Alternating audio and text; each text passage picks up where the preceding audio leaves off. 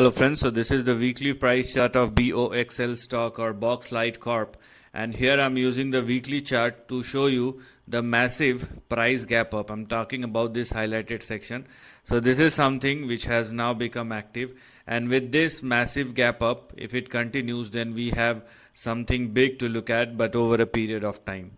But because we already have a gap up and the stock has already moved quite a lot, so building positions on top of it is very risky, and you have to understand the current situation before entering into these kind of after these kind of moves. Okay, so with this big or with this massive gap up, the stock has already crossed two near-term resistance levels, and they are 5.19 and 4. So 5.19 will become your support, and we have 4 on the downside as far as the stop loss is concerned. So please do not go below 4 or lower, otherwise downside may resume once again. That is number 1.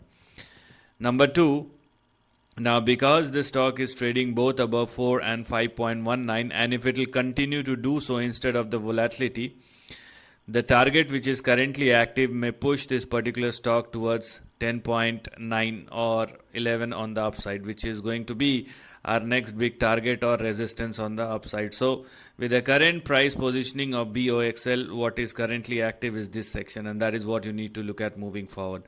Now if you want to go beyond 10.9, 11 or more, then that requires another breakout, and if it happens, a new range will open up in the intermediate term. I'm not going to talk about the multi-year trend, but it will take couple of weeks to couple of months, because here I'm talking about the weekly chart.